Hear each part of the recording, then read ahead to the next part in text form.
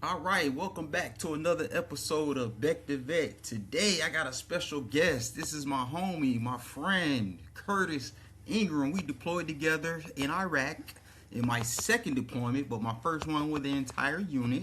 And I was in 3-7 Infantry Battalion as a supply sergeant. And when I met Curtis Ingram, he was in 315 because my Alpha company was attached to his battalion. So welcome to the platform, bro. I appreciate you for coming on. How you doing today? Think, bro, good, blessed. Just got off.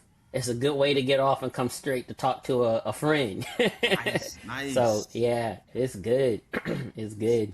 Sounds good. Like I do with all my guests, the first thing I want to do is get to know you. So the first question I have for you, can you tell us a little bit about yourself, where you're from, and how do you think that helped shape who you are today? So from Curtis Ingram Jr. I am from Fayetteville, North Carolina. Well, my dad was military. No, I'm from Fayetteville, North Carolina, but my dad was military as well. So we went all over. But from 92 till I joined the army in 2002, I was there. So I didn't go to, I went to one elementary school there, but junior high, high school, all of that there. So like that's where I'm from. Uh, Married 15 years. We just hit 15 years. Carrie. We have two daughters. Maya, who's 13, and Aiden Grace, who's 10. So, and I'm telling you right now, having a teenager, that's new to me right now. But how I think, like I said, I was a military brat. So, how I think that helped shape me growing up. Um, Diverse, really, diversity. You're kind of always around different cultures. Like different changing environments. Um, Loving family, most definitely came from a God fearing family as well. So when it was time to come in the military, it's like I kind of had already. My mom and dad weren't militant to the point towards like how we necessarily are in the military, but it's like we still had rules. We still had good structure, good love. So I think kind of having that background made things very easy to transition into the army. Sounds good. Sounds good. So you said you grew up on a military base. So can you tell us a memorable Yeah. childhood memory? And this could be good or bad. Yeah, so my dad was a recruiter, so we we grew up on military bases and then some not, So like one of the one of my fondest memories is when he was in recruiting when we were in Chicago, Illinois. So from about 88 to 92, we were there. And we stayed off post, like, but I don't know what it was. I don't know if it was just because of the loving family. I don't know if it graded, I don't know if it was because of the churches that we went to when we was there. It was just some of the best memories of my life, like I guess it's also those grade school years as well. I was thinking about this the other day. I went to 5 different elementary schools while I was there. Oh But wow. yeah, it was good, like you look at you look at social media now and you look at like the nostalgia stuff, like the blockbusters and all that stuff like that. But yeah, all that stuff was there during that time, so I don't know, great military, or great growing up. Now, of course, when we got to brag, or when we got to Fayetteville, like that's brag. And it's funny because like I used to go on brag to go to the PX, to go shopping, or to go to the gyms, but I knew nothing about Fort Bragg as far as like military wise. And back when I joined, I did not want to go, I didn't want to go back. First of all, it was too close to home, Yeah. and then second of all, like you just know like that what that rate looks like. I wasn't trying. I already got 4 deployments. I had 4 deployments, but I'm like I just felt like I was going to get a lot more when I was there. So yeah, I would say my best experience was in Illinois, and it wasn't a military base as far as like growing up, but yeah, core memories there, man. Core memories. Yeah, I bet you. I'm very familiar with Fort Bragg. That's actually where my kids were born at, both of them. Oh, So really? yes, I'm definitely familiar with Bragg area. So what is a so what made you decide to join the military?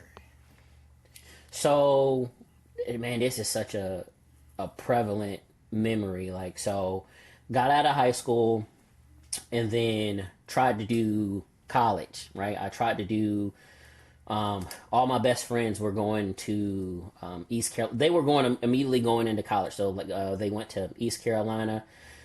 Some of them went to AT&T or A&T. Some go to Central.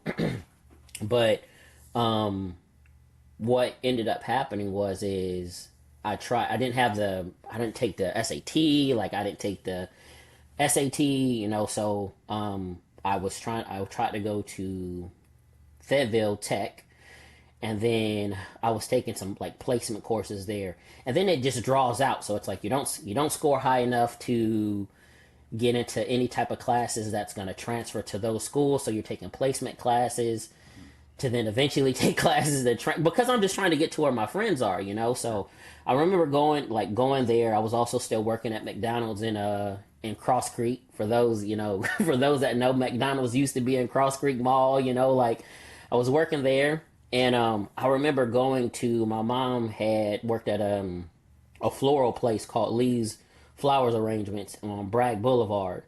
And it's in walking distance from Fayetteville Tech. And I just remember walking one day and like just crying out. I just felt like life wasn't going the way that I want. I just remember crying out to Lord. I'm like, Lord, like this can't be it. And nothing, it was nothing bad back, I was going to school. I wasn't doing the best, but I was going to school. I was working. I just felt like I wanted more, like I said, my dad was a recruiter. He retired in '99. So he still knew some people at the recruiting station up there in Utah Shopping Center. He was a station commander there. He worked up at MEPS. So I'm trying to take a test to go into the Air Force, right? Because for some crazy reason, I think, you don't wake up early in the Air Force, so I'll try to take the test to go into the Air Force. Yeah, man. Yes. I was like, nothing bad about the Army, but Dad was in the Army. But like, yeah, I was like, yeah, I ain't gonna have to wake up early, because I used to get these really bad headaches when I have to wake up early. Later, it's like, oh yeah, you was dehydrated or you had like a caffeine headache. But I try to take the test to go into the Air Force. You have to take a pre-test, like I don't make it. I finally make it to take the ASVAB. I take the ASVAB for the Air Force, and it was just two people. And then so we go back to the recruiting station, and it's just she read his stuff first, and I'm like comparing them, and I'm like, oh yeah, mine was only one off right here, and he made it. And I'm like, I'm good, I'm in there. And she was like, you didn't make it. She was like, I wanted to you, man. I was done. I was so distraught, man. I had a 1979 Cutlass Oldsmobile, and that Cutlass Oldsmobile was longer than the state of Texas, man. Like I drove it back home, and my dad was waiting in my bed. He was like, "Hey, did you make it?" And I broke down, and he was like, "Hey, we'll figure it out. We'll figure out what your scores look like." She handed me off to a recruiting Army recruiter, and then from there it was just up. You do all the things where you try to get where you test so you can get promoted when you're in basic training and stuff like that. I was in a delayed entry program. But yeah, that was it. I just felt like life wasn't moving as fast as I wanted, and I just turned 40. I turned 46 this year, and like you look back on it now, you're like, man, I wish I'd have just slowed down, but that was it, man. Nothing bad. I just felt like I wanted to. And I have a little brother. He's 2 years younger than me, but he was already out the house. He was already working. He already had, he was just. I felt like I just needed to kind of get the ball rolling. So like that was it, man. Nah, I got it, man. You was looking for structure. You was looking for direction. Yes. So you just trying to find something. So I understand. Yes. I feel like all of us that join, we get to that point where like, you know what? This ain't it. Like I gotta find something that's 'Cause I was bouncing back and forth from warehouse jobs, doing seasonal work. Okay. And I was like, you know what? This is not gonna get me out the house. This is not going to get me out the house. That's how I ended up joining. Yeah. But I did it different as far as the ASVAB. I went in there not even caring. I abracadabraed the test. I finished in like 10 minutes. So you should have seen the people that was like, they looked over it. They was like, "Are you sure?" They made sure I answered everything. They was like, "You sure?" I'm like, "God got it. I'm good." We walked out. Oh, he said God did. God got it. Nah, Yeah, he he got said it. We God walked got out. it. Yeah, man, but it It was good worked times, out. man. It worked out. Yeah, it definitely Yeah. worked out. So, what did military life teach you that applies today? Um, what did military life teach me that applies today? So, and I mean this so humbly, but like I said before, a lot of stuff before I came into the military, like I was raised that way, you know. He was so, you know, with the structure, um, I guess if anything that the military taught me is discipline, man. Discipline. Look, for all my retired vets out there, man, like, and I know there's a lot of us that still PT and stuff. Bruh, the time I could stop, I stopped. You know, like, but I tell my wife this all the time, like, the discipline or like the repercussions of not doing something, like I feared that, you know, like you know, like I didn't want to be overweight because I didn't want to be flagged, which I didn't know about none of that stuff until I became a first sergeant. I didn't know what the form was. You don't know none. I don't know what no Article 15, none of that stuff because it never I never did any of that stuff, and I mean that so respectfully, you know. But the discipline in the military, like in look, you know, you might not be working out every day, but coming to a job having that discipline to stay locked in on certain things, that's one of the best things that I can say I learned learned from the military. Planning, you know, especially being a 92 Yankee, you know, like best OMS in the army to the bone, you know. I Like, but used to think that yeah, until yeah. well, you know what? We'll talk afterwards. I used Yeah, to think okay, that. okay, okay. I'm biased, you know. I'm biased, you know. Like I've been around a lot of MOS, but I'm always gonna be biased. But yeah, the planning portion as well, and not just, you know, MOS wise, but even as a leader, you know, like certain things that you just would do before you go to some type of event, and I try to teach my daughter some of those things now. You know, it's like you don't want to be like a robot, but you know they're in volleyball now, or you know, like eating the right things, you know, or coming home from school, and it's like, hey, you get out of school immediately, you know, like clean out your book bag. You know, I'll give you some time, but eventually do your homework. You know, my dad did this to us. You know, I'm a Southern boy, so we had to pick out our clothes on Saturday for before church on Sunday, you know. So like, hey, now like, hey, pick out your school clothes, you know. You can wake up in the morning and change what you want to wear, but at least you kind of prepping some of those things. But yeah, discipline and planning most definitely helped me in the military. And my wife said, you know, she said and I haven't been tested or anything like that, but she most definitely said, you know, it's probably like ADHD, but the military like structured a lot of stuff for me, you know, like, so anybody that knows me, Curtis is hyper.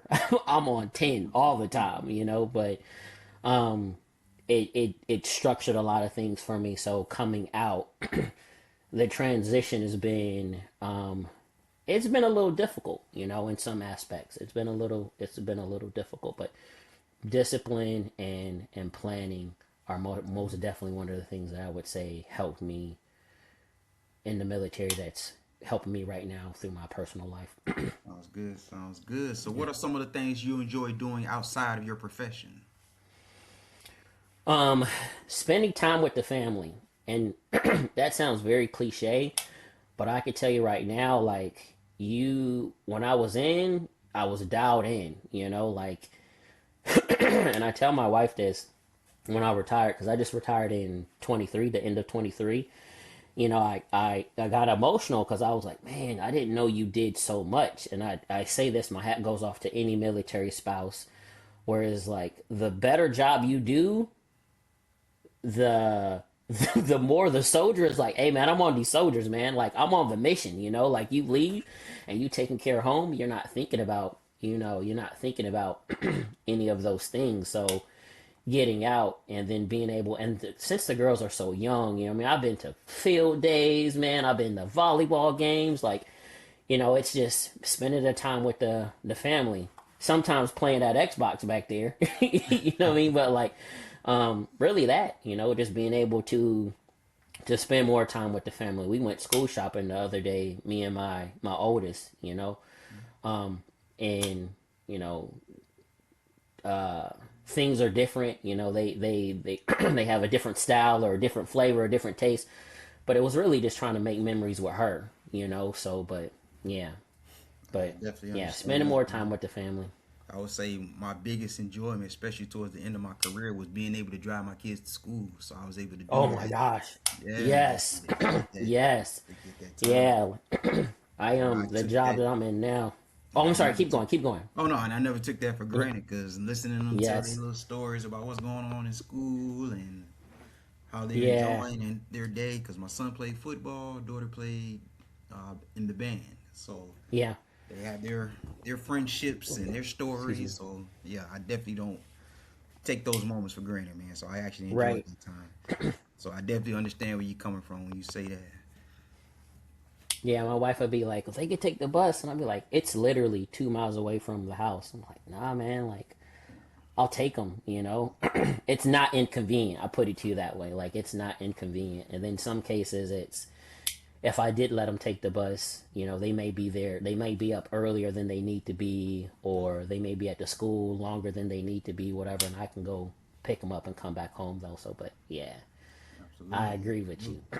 So do you remember your first duty station and what those early years in the army were like for you? Yeah. So first duty station was Gießen, Germany. So you went straight And overseas for your first duty yeah, station. You straight know that had to be a straight culture shock. overseas. Yeah, I'm a junior. I'm a junior back. So when my dad helped me get into the military, and when I say help me, like he just talked to some people at MEPS, whatever. He knew my line scores or whatever. He was like, "Hey, you're gonna be a supply sergeant or a 92 Yankee." That's what I was, So I was like, and I knew his first duty station was Germany as well. So I was like, "Yeah, I'll do that." And I almost screwed myself too because I got there and I was like, "Hey, is there any MOSs with bonuses?" He was like, "Your dad said you wanted to be." I'm like, "You know what? Let's just do that." So his first duty station was Germany, so I'm like, I'll go over there to Germany as well. And it was amazing, like I got there, the unit was in the field. It was a field artillery unit, so 2-3 field artillery. The unit was in the field, so you kind of get a little shock because one, you're coming from overseas, so it's like your sleep pattern is crazy. You're doing reception, so your days aren't long, and the unit ain't even back, So it's like you're on rear D, so the days are short. So my first few weeks I'm like, this is great, man. I was like, I love the army. I told my dad, I was like, I'm gonna be a warrant officer. He was like, hey man, he was like, learn your job. He was like, learn your job first. But I was just high off of just being there, But first NCO, Sergeant First Class Anderson, he was they put me in the S4. Amazing leader. There was a Captain Donnell was the S4. He eventually came. Amazing leader as well. Oh, so you didn't even go to the supply room when you first got there. You went straight No, to man, like S4? Oh yeah, I wow. went straight to the S4, I had some awesome supply sergeants, man. It was at the time it was a staff sergeant Fennell, there was a sergeant Washington, like, and I wanted to go to the supply room so bad. I was just so hungry to learn, like, and once we got another soldier in the S4, my NC, and I wish I could find him, man. Like he didn't guilt trip me, but he was like, "Hey, do you want to still go to the supply room?" And I'm like, "Nah, I'll stay. I'll stay here." And in my brain, I'm like, "Yeah, I want to go to the supply room." But so I'm there, and we go to Graf. We go to Grafenwehr, and bro, I was in the Army 22 years. That is the only place that made me think about why did I join the Army, man? Like, it was just cold, you know what I mean? Like it was crazy cold, but went there, went to Grafenweer, and then while we were there, the army did a like stop lost stop movement type thing, and I'm like, Sergeant, what does that mean? He was like, it just means I can't retire. We was deploying. That's what that meant, you know. So I got my first deployment out there, left there, and went over to Iraq for 12 months. They extended us for an additional 2 more months. But it was great. That and I tell people I didn't. It was 2002 by the time I got there, but we didn't have the Google. I mean, we had the internet, but we didn't have the Google and what we are now. So like some of the castles, some of the places that we went to, man, like my friend Billy Wren or Javon Drummond or Marcus Hunter, like I had some great friends over there. Coleman, like we did some of the things we did. I was like, how did we find some of these castles? Europe has just got a huge. The history is just crazy, and then hit our clubs too, But yeah, it was great. Yeah, it was great, man. It was great. That's good. Yeah, So what motivated yeah, you to stay in the army long enough to retire as you said a first sergeant, right? So a master sergeant. right. Yeah, so I I didn't have. So my dad, like I told you before, he was like, hey, like this will fit you. And it just did. I mean, like every re-enlistment, when I was in that first tour in Iraq, I re-enlisted down there to go air assault. So I was going to try to go to Campbell, but they didn't have any positions opening. So they was like, hey, they have an air assault school in Hawaii. So I re-enlisted to go to Hawaii. By the time I got there, they had closed the air assault school down. But I just so I just loved the army, like I loved the structure, I loved the job. I had amazing leaders, you know what I mean? So you had great things to pull from. I love people, I tell people that all the time, like I love I love people, so it's like it just fit me, like super super loud, super energetic. And the army just called that motivation, being motivated. So I was like, oh shoot, just fit my person, just fit my person. It was never Ingram you loud, it was Ingram you motivated. You know what I mean? Like so, yeah. Like I never had the intent of. Now I never had a rank that I was like. I think by the time you hit a senior, by the time I hit being a sergeant first class, you try to go through the you still want to make master sergeant, but for me, I think anything after sergeant first class was a cherry on the top. I mean, my dad was a sergeant first class, so anything after that was the cherry on the top. And I remember, they stopped doing these OML, they stopped doing the sequence numbers, and they start doing the OMLs. So I had about 3 looks at sergeant major, and then by the time I was in that first sergeant seat. I had been a first sergeant for about 6 months, but I had already been a G4. I had already been a brigade S4. So you kind of checked all the blocks on my on my career map, and then they decided to put, I think it was ACT is what they was calling it, the Army Career Tracker, yeah. And they had posted our OMLs on there. And I remember they didn't even announce this year. They was like, they weren't telling us. It wasn't a time like when the list used to come out.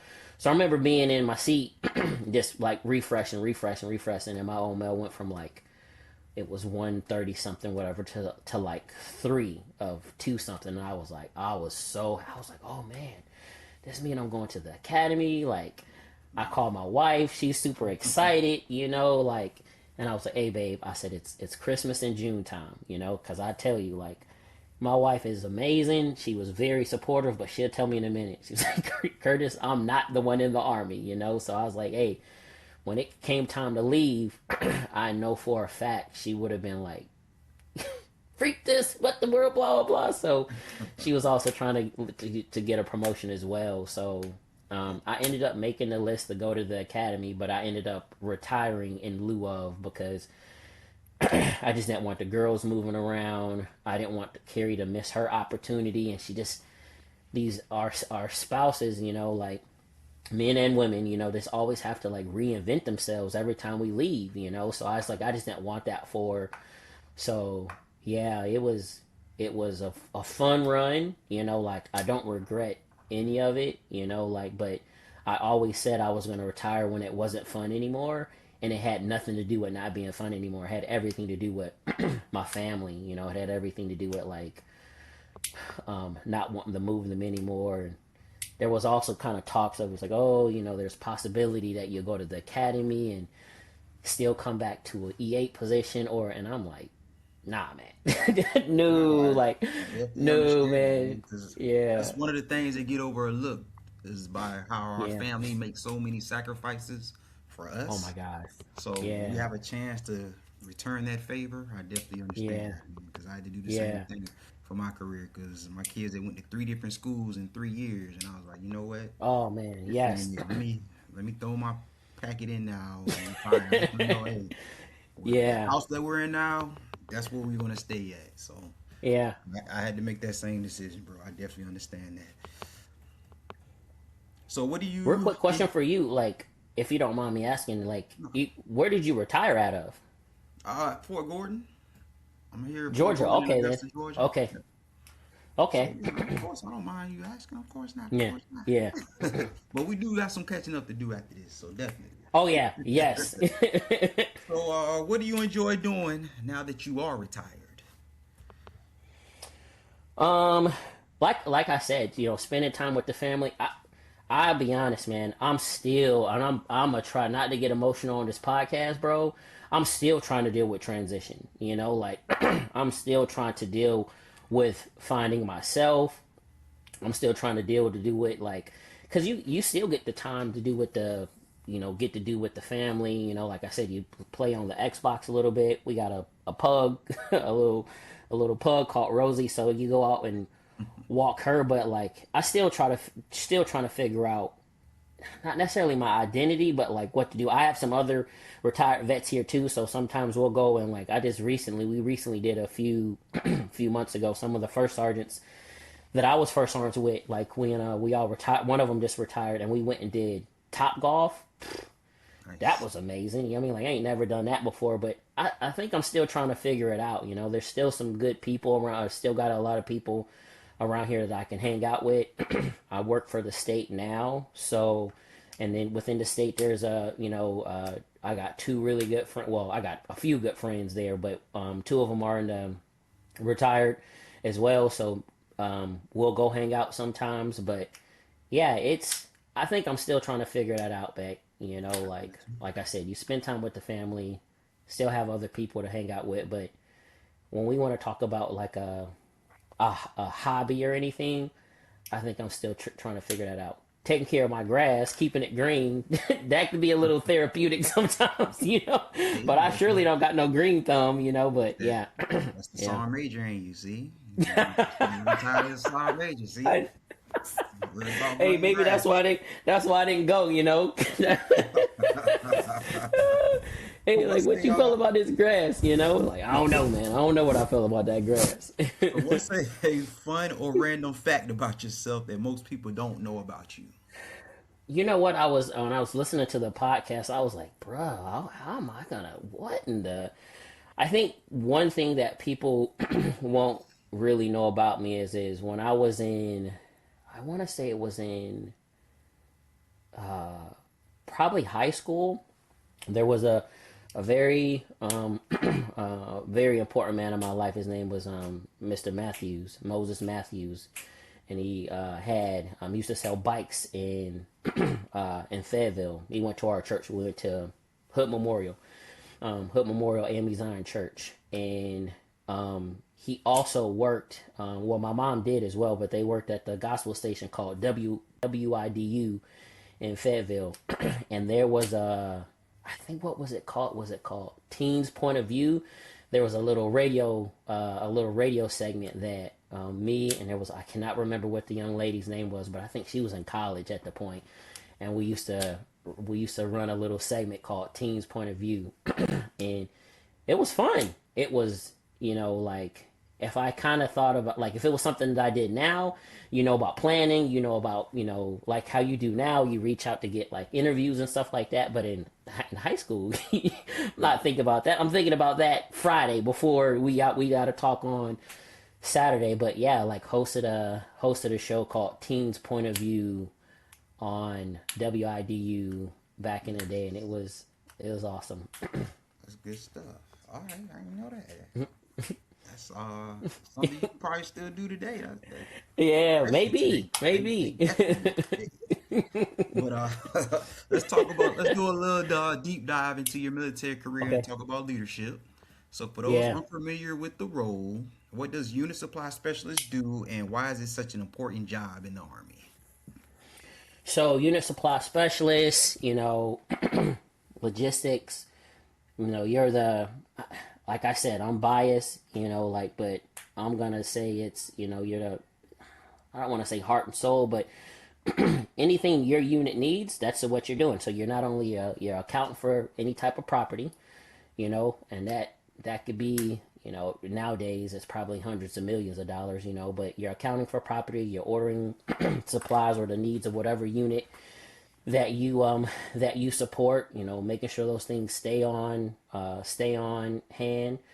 And one of the things that I think sometimes that you could kind of forget, not only are you worried about the equipment and having it on hand, but making sure that it's functional and there's other people that help with that stuff. But so yeah, like ordering the supplies, keeping those on hands, property accountability, you know, um, and I think one of the things, so first duty station I was in I was in a field artillery unit. Second duty station, it was a military intelligence.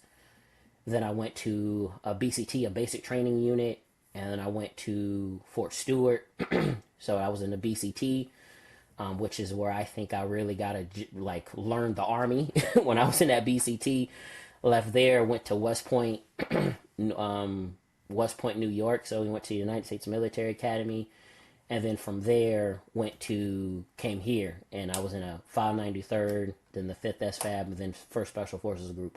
So in all those, I mean, at least until I got to 5th SFAB, like all those duty stations, you're a 92 Yankee, so you're in a basic training unit where one of your main concerns is not only are the soldiers but sheets, like or linen and running chow and stuff. But then you go military intelligence environment where you're worried about secret equipment. Some of the things that I remember inventorying that had cameras in them, and you don't know like covert stuff, which was cool. And then those field artillery units, or those the BCT, like, so just a gambit of like property accountability of across the platform, and everything has its niche, so um it was I love the job. I would say it was easy. I mean, it fit my personality, it fit me. But I think, and I said this before, it's like when I got to Fort Stewart, is like, I had all these before I got to Fort Stewart. I'm at Fort, I'm in 2-3 field artillery. I had some good leaders, so I didn't have a supply room there per se, but then I go to a military intelligence unit, and then you go to basic training unit. So I just really hadn't got, other than that first duty station in my, first two deployments, I really hadn't been a part of like,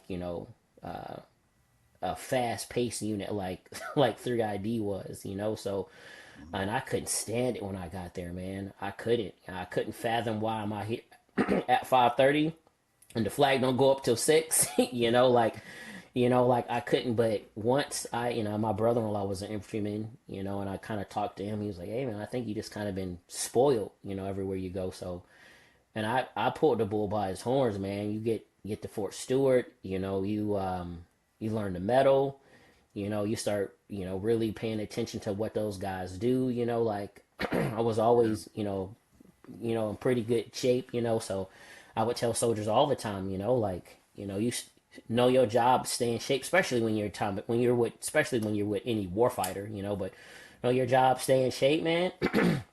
And it was great. So I would honestly say out of all those places, 3ID is probably what taught me the most about, locking in with being a leader, so, and I I'm agree. pretty sure a lot of soldiers would say this, a lot of leaders would say this, is like, I just, all those duty stations, you just kind of pick from, all right, I want to do this, I want to do this, I want to do this, and then you kind of just, make your cake, bake it, Uh, and then start serving it to a few people, like, oh, you like, okay, you changed it, so I totally it agree, was, man. yeah.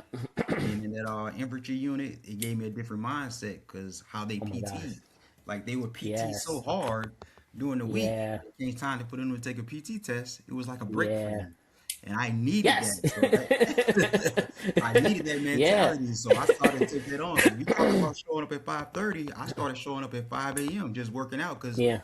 I didn't want them to look at me like I was. I wanted them to think, hey, I could do your shit too. If I wanted to be Yeah. infantry, I could Yes. have played infantry too. So I wanted them to look at me the Yeah. same way and not look at me as they're somebody Yeah. smart. So I went No. as Yeah. hard And just as even them, and it and helped I me even because remember I had a PT score. I was trying to get to 300. I tried my hardest to get 300, but I was always a consistent 290 or above when I was at that infantry unit. So I definitely understood that mentality, bro. Like that was, whew. Infantry was different, man. Infantry yeah, was different.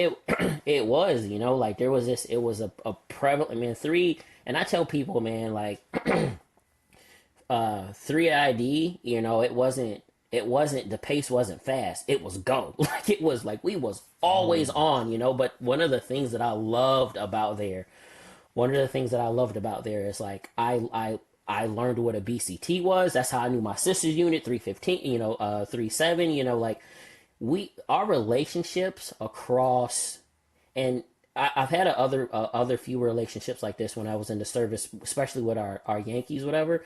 But man, man, like we knew so many supply sergeants across the brigade, like, and then would just be willing to help out. Like that was one of the things that made it worthwhile. Like it was most definitely not my favorite duty station. You know what I mean? Like, that humidity was crazy, It but like the was. It was. camaraderie there, And the yeah, setup, the $306 million yes, complex that we had, yes, and all our battalions were right next to each other. Like I felt yeah, like yeah, every unit or brigade should model themselves after the way yeah, that brigade had their setup. Fourth brigade, it was nice. yeah. It was nice, man. And I remember us walking into that, by Yeah, the because time we were I the got first to, ones. People don't know yeah, that, but we were the yeah, first ones to yeah, get in yeah. there. Well, I remember like when I got there, we were on main post, and then I got there in May, and then June I deployed. So when we came back, Oh, so you was we like were there. me. Yeah, yeah, I just got there I was there like 2 months, and we deployed. yep, Like, yeah, so you were like me, okay. So yeah, yeah. It was. it was a time. It was So pretty. it was, and then all of, so even kind of like when you was asking about the MOS, I I love soldiers, NC, I love the Army, soldiers, NCOs, officers, but of course being supply, like we was always working with our XO, or always working with our commander, so I had that relationship with officers very early, but when I left Stewart and went to West Point, I've always respected officers, but I just had a different respect to how they were grown based off of seeing a commissioning source like West Point. And I'm pretty sure it'd been the same thing if I'd have went to like ROTC, whatever, but it's like how a soldier is grown. They go to basic training, like you're learned, you're taught by some NCOs, those cadets is in charge of stuff at a very, at a very early time in their schooling, so yeah, when the lieutenant shows up, and there's whatever kind of stigmas with West Point officers or whatever, but when the lieutenant shows up and they're, Oh, we they're definitely gonna from get West into that. Point, I yeah, definitely gotta get into it's that. it's that person, has been in charge of a lot of stuff way before they just showed up to that unit, so, but Gotcha. yeah. What are some of the biggest challenges you faced as a supply NCO?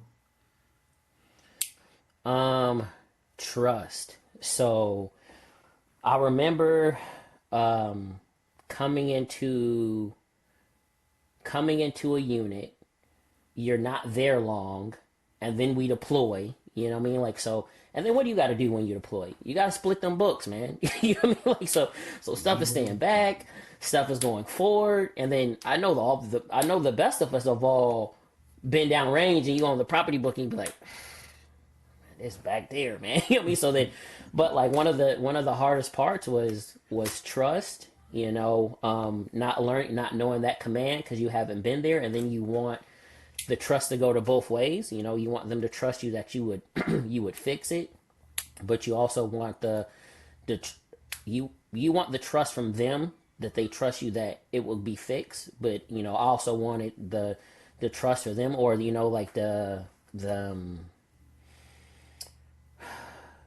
support. You know, like so it's like, hey, like this is gonna get done. I believe you. You know, support them, give them the time. You know, like I remember talking to a sergeant major, you know, one of my battalion sergeant majors a few years of my career, and you know we were talking about you know when I was a platoon sergeant and stuff like that, and it's like yeah, I'm like you know there was most definitely times where I had to lean on my first sergeants, but and I mean this so respectfully because you know, I was also one, but I was like I didn't need them to be successful, you know, like I didn't I'll need tell them you to right be now, I've successful, already you know, talked to like any of yeah. my I've already talked to any of Like my first sergeants. and I know shit was me. and I had great relationships with them. I had great relationships with the majority of my first sergeants, you know, but like as far as success, what that looked like, it was of course me working with that XO, you know, and then of course being good with them platoon sergeants because if I need bodies, you know, I'm going to them platoon sergeants, whatever. But yeah, Absolutely. Like I yeah, told you, when I got the 37 Infantry Battalion, the first thing I did when I got there, the day one, I walked in Captain Finley office and I asked him, "Do you want me to be your supply sergeant or do you want me to play infantry?"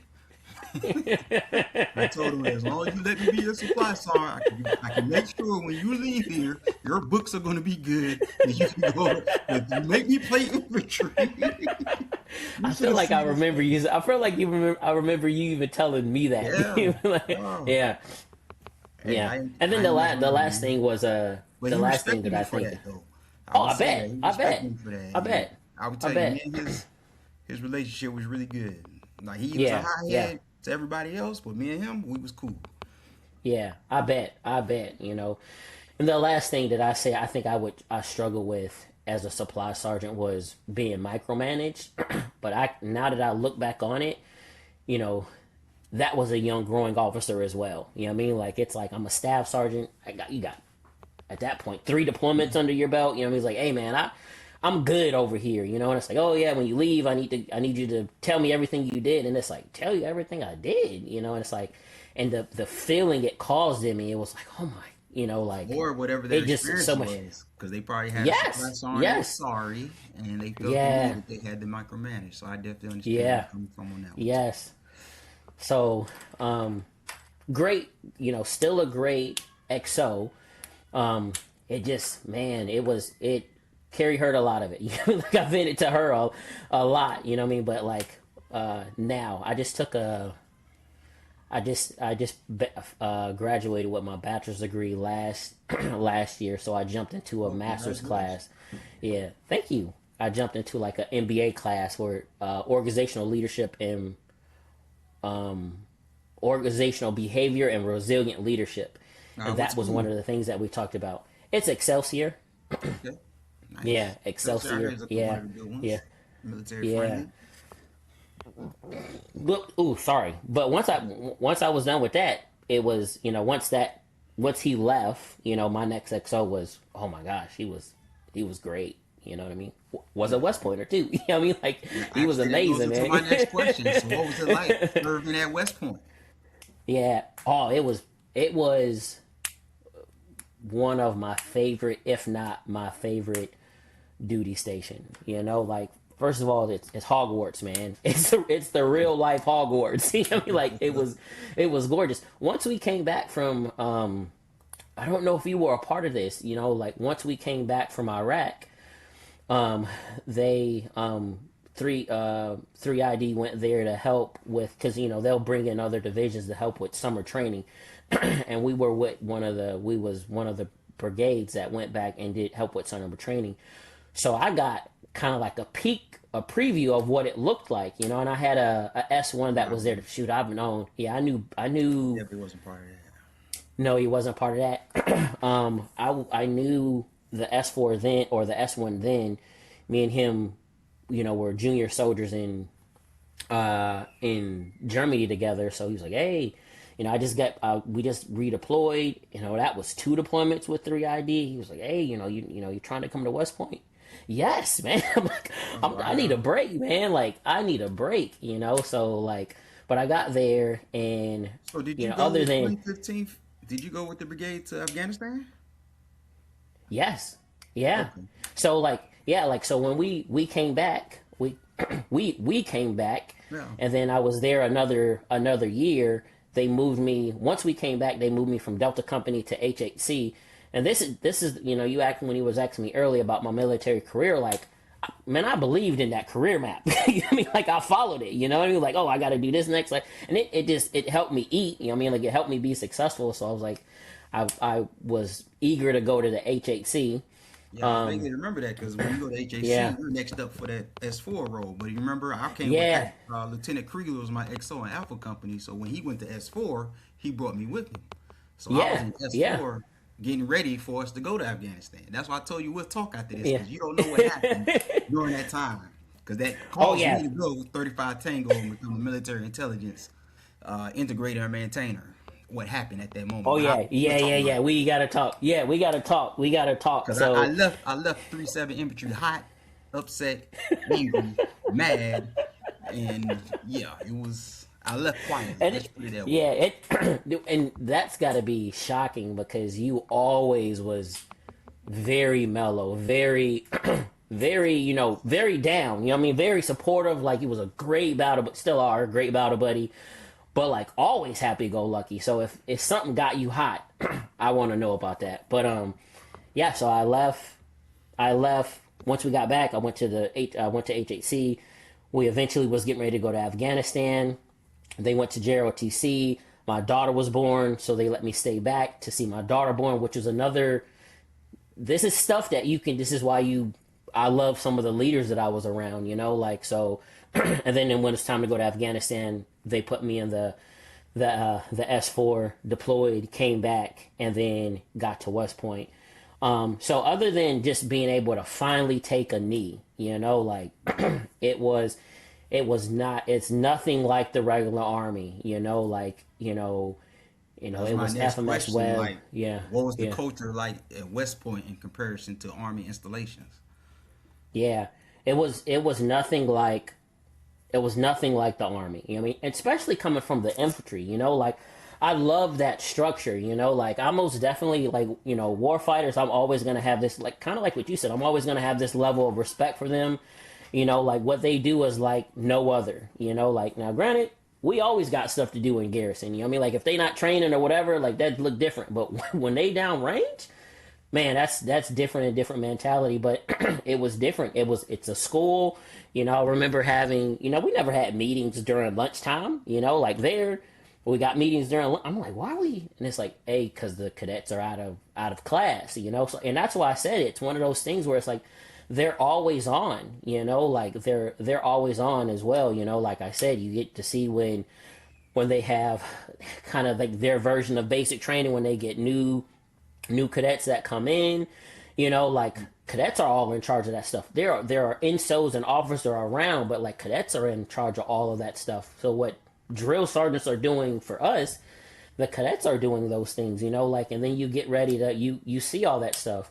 You learn the beef between go Army beat Navy. You know what I mean? Like, you've been in the Army for so long. You be like, I love all the forces or whatever. But like, you absorb that. It's the history is deep. You know what I mean? I'm from North Carolina, man. It's Duke and Carolina. You know what I mean? Like, but it was it was it was awesome. But I think even there, like I loved the duty station.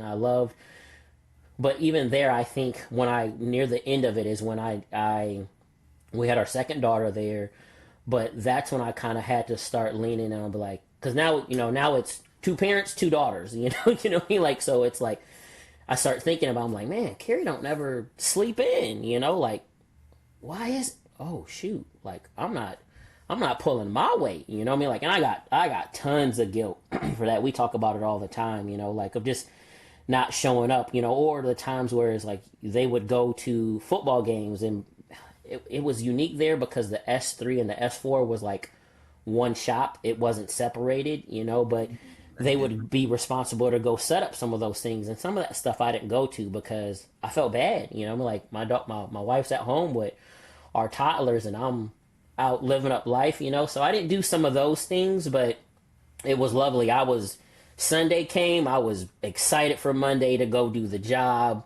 You know, I love the people there. You know, it gives you a different taste of, you know, even working with general officers. You know, everybody is professional. When you just want to talk about being around top tier, you know, like it was iron sharpens iron. Like That was when I actually look my back next on it, question. Like, yeah, what was it like working around the Army's future officers and watching them develop yeah. as leaders? That it's good, you know. I mean, like it's you know, some of them, you know, you still have them in your phone, and you know, want to reach out to them and tell them, you know, happy birthday or something like that. They should be those. Shoot, man, yeah, those cadets now should most definitely be around 17. Yeah, so they should probably be like majors, you know, like they should be majors, you know, possibly even getting ready some of the firsties when I was there, so the seniors when I was there, like, you know, those probably be a little bit different, you know what I mean? But it was great. Like I just the hunger, the responsibility, you know, it was unmatched, you know, like it was even the officers that I worked with there, you know, like the techs that I worked with there. All of those you start seeing them on Facebook, whatever. The you know, young captains, post command captains, all are post command lieutenant colonel now, you know, like post command or shoot, the majority of the NCOs are retired or like, you know, sergeant majors right now or retired sergeant majors. You know, there was one that was there that was attacked while I was there. He's the sergeant major of the cadets now, the USCC cadet sergeant major now. So it was great. It was awesome. Different perspective. But also really good because you get that chance to take a knee, you know, like you just not having to work. And even the superintendent said that, you know, like he would say like, hey, look, this is your chance to to take that knee because, you know, for some of us, you know, you're leaving there and you might be going to be a first sergeant or to go maybe deploy again, you know. So but yeah, man, it was awesome. Gotcha. Let's talk about your future plans and reflect a little bit. So, if you could go back in time and give your younger self one piece of advice, what would it be? Um if I can give my younger self some advice, Only one it though. would be to slow down, right? It would be to slow down. I feel like some things, even like I told you, like why was I so eager to go in the army right then? I was in school, I had a job, you know what I mean? It was like, and because I just needed to make money faster or whatever, it's like it slowed down. Like maybe have a plan, you know, like okay, like if you, it worked out for me. It did. It worked out for me. I have no regrets. But there are times where it's like it would be slow down. Even some of these duty stations that I'm at, because you're always on. You're always trying to look for the next promotion. You know, like when I made the master sergeant list at West Point, I was trying to leave, and it's like why? Like it was such a low key place. You know, like slow down, spend some more time with your family. Okay, you're a E8 or you're an E7 or an E8 in an E7 position. You know how you said with when you took the ASVAB, gotta figure it out. You know what I mean? Like it has always worked out. So I would say that, and I'm telling myself that now. I promise you, I'm telling myself that now. Slow down. It will like it will come. And if what God has for you is for you, so that's what I would tell myself. Slow down. So, looking back, what accomplishments are you most proud of from your military career? Because before I hit the record button, I seen all the decorations back there Yeah, behind you. So, I seen you got a lot of memorabilia and mementos from your previous yeah. duty station. So, what you're most proud of from your military career? My it's a little bit different, but I think my I loved being a first sergeant, you know, and some people be like, oh, that was a, I loved being the first sergeant. I love being around people, but I would honestly say my span from just being a supply sergeant in general, you know what I mean? Like whether that was from, you know, first duty station as like a supply sergeant through probably as you know what, I'll say this, just being a leader. That is it. Being a leader. Like that was it. You affect so many people, you know, like you affect so many people. And even like you just said, and it's and the funny thing about it is I knew your 92 Yankee wasn't even your first MOS, you know what I mean? So it's like there's just so many things that you get to I'm surprised you remember that. A influence. lot of Yeah. people don't remember Nah, that. man. Beck, we bro, we had some we had some great conversations in deployment, man. Like so when you reached out to me, I was like, indeed, man. I still had your number in my phone.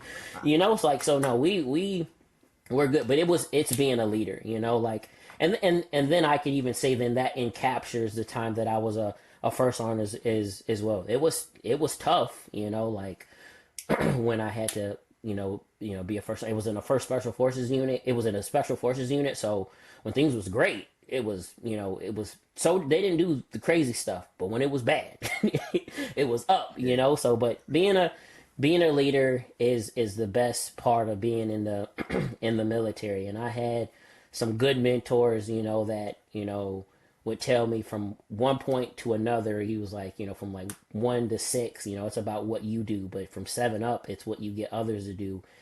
And to be retired and have people call me and want me to promote them, or some supply sergeants, we had one that left and she went to go be she went OCS, and then she's in command now. So like that feels so good.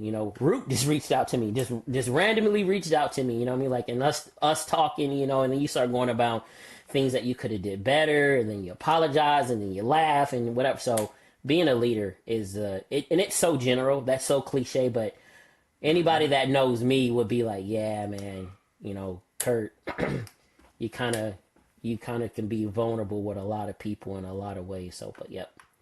Yeah. Absolutely. So Yeah. how's life changed since retiring from the military? It's just not as so like personal life, great. Like personal life is great. You get to spend time with the family. Even that's growing though, because they see you a lot more versus than when they used to. And I've been retired for about this December will be 3 years, so it's a little bit different, But even those things kind of like Carrie and I communicate way better now. Like talk through things. But I think the part where it's been more challenging for me is like the transition of how things were just so structured in the service to just civilian job wise. Like think about that relationship you said you had with your commander, and how that relationship was. It's like or just how many other leaders you can pick out. You wasn't in 315, but I know you got great things to say about Walt. Like he was RS4. You can find these other leaders within the service that wasn't even in your group or in your unit or your MOS. One of my mentors was a 35 Fox. Like Sergeant Major Ramsey gonna kill me, but like he was military intelligence. He might not be a 35 Fox, but he was military Ah, intelligence. yeah, 35 series, he Like was yeah, definitely yeah, military intelligence. yeah. So but yeah, like it's been difficult because the job that I work at now isn't necessarily like isn't as structured, And you know like what? so I never even asked yeah. you that. So what is it that you are doing now? If you don't mind telling the Yeah. folks. No, so I'm a contract manager right now. So I work with the Washington State of so I work for Washington State.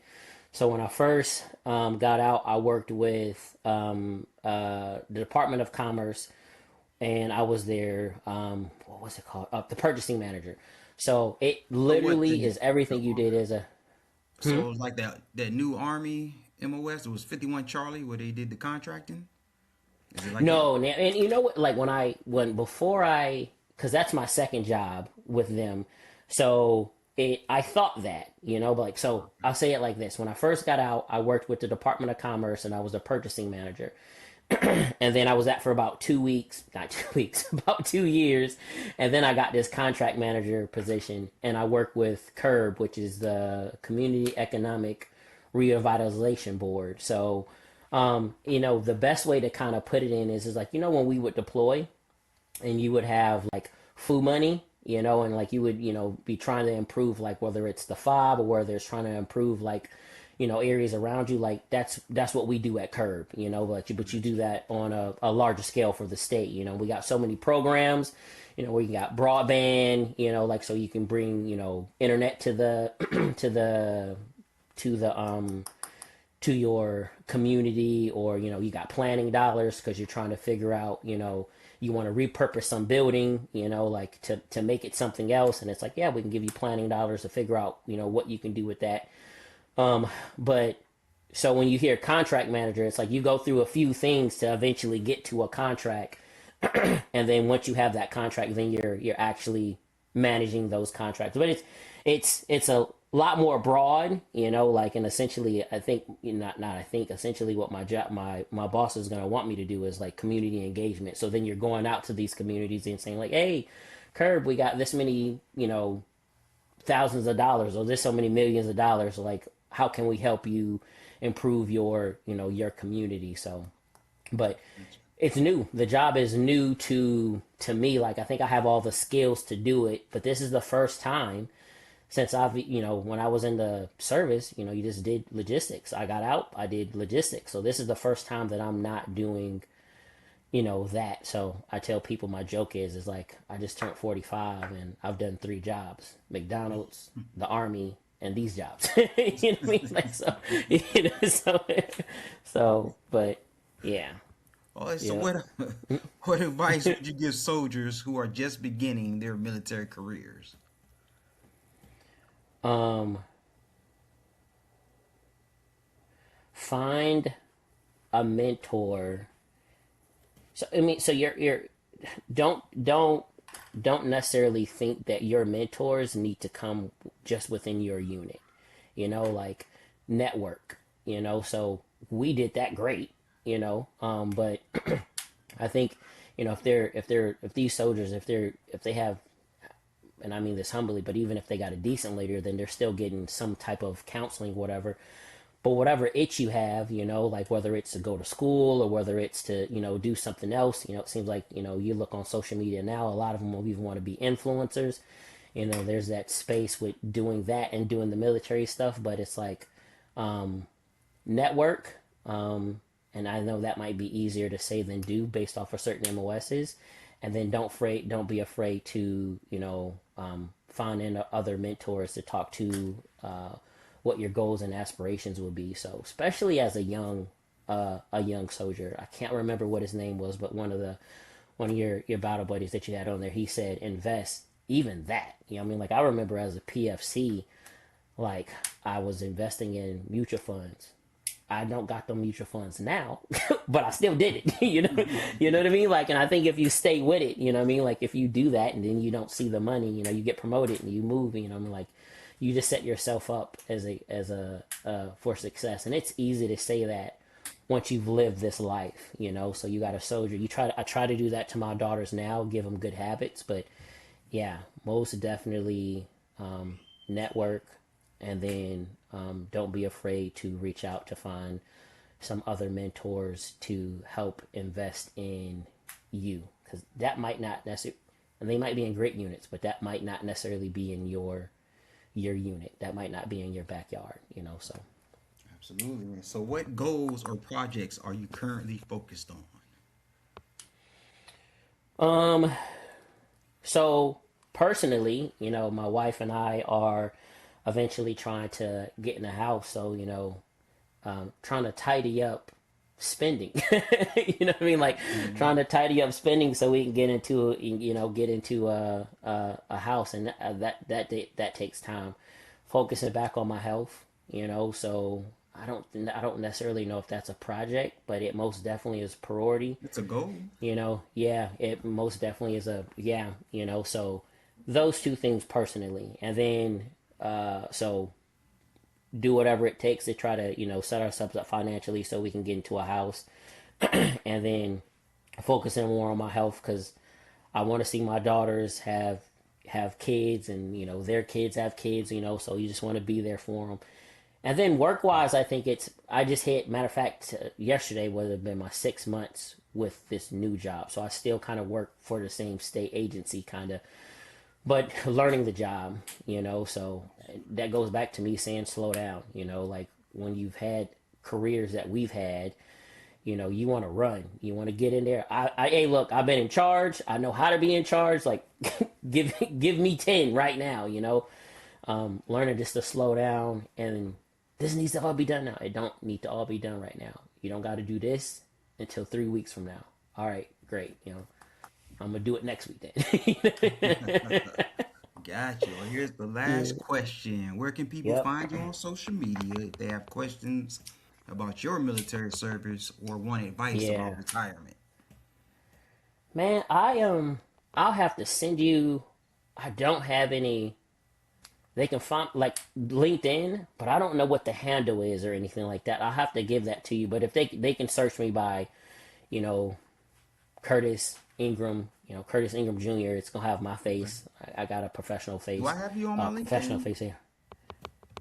I If want to if say you I do. don't, yeah, we will afterwards. And Oh, I yeah. started that in probably like 2014.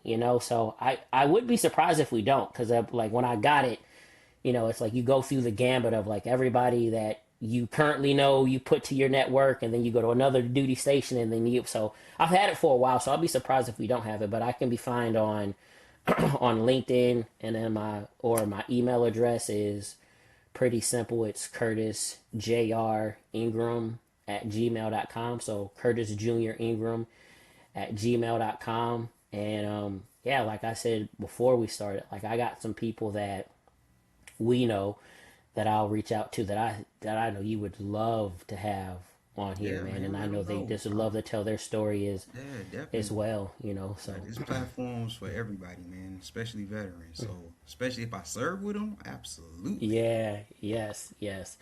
And I'm eager to see other ones. The other one, like I haven't looked at all of them, but I got more of the ones that you've had that I want to look at, and then you can Yeah, kind of reach out to them. I would Yeah, say on so Facebook, I did the first 15 strictly on Facebook. So after the 15, 16 to current is YouTube and okay, Facebook. So okay. Oh, then I need to go on Facebook then, yeah, you have to scroll because all the way I'm down only to the find you. bottom to find my first episode. But eventually, I'm gonna upload those because my dad asked me about it today, and I was like, you know what, Dad? Because my sister was my 15th episode, so he was looking to Oh, rewatch hers, and I was like, my first 15 episodes I didn't upload to YouTube. So yeah, I definitely gonna have to get on that. But another see, that's person, living life. Like dad calling, being like, "What you and your sister doing?" You know what I mean? Like that's. Oh my gosh, I can't wait to be able to get there and be like, just text my daughter or call my daughter, and be like, "What you doing? When's the last time you talked to your sister?" but Dad, what do you another want? good public service announcement. You talked about LinkedIn. I tell veterans all the time, create you a LinkedIn profile because you got Yes, recruiters every day looking to find people to hire. My last job when I yes. worked out in Arizona came from a LinkedIn recruiter. Like I didn't apply for it. They came, Oh, found me, really? sent me a message telling me that this position is open and am I interested? And it actually worked out because my Yeah. son was supposed to. We'll talk about it. I'm saying that Yeah, and I love that because LinkedIn I is how I got I that job. And I would yeah, say at least 3 to 5 times a year, I get some recruiter asking me about a position all over the place, all over really, the country. yeah, Yeah, man, it's crazy. yeah. So And definitely, I encourage, because I heavily documented my retirement process, and I remember I'll say this last thing. I remember there was one of the sergeant majors retiring when I was at West Point. At that point I'm at like 12 years in, and he's talking to us about the VA and stuff like that, dropping straight knowledge. But I'm a 12, 14 years sergeant first class. I'm like, I'm trying to get this rank. You know what I mean? Like I'm hungry, but I wish I can go back. It goes back to that slowing down. I wish I can. I wish I took great notes or recorded it or whatever. So yeah, if anybody wants to reach out, like I said, I documented my retirement process heavily, and I'm willing to show actual documentation. You know what I mean? Like no PII whatever, but like I'm willing to share forms. I'm willing. Yeah. So yeah, please reach out if that's something that you would like to know though. But yeah, Absolutely. thanks for Well, letting me on here, bro. no, I Thank appreciate you. you coming on my Yeah. platform and sharing your story and your journey, bro. I appreciate that. Thank you. So there it is, another episode of Beck the Vet as I continue to honor the past, build the future, and serve the now. I appreciate you coming on, bro. Thank you. All right. Thank you, brother.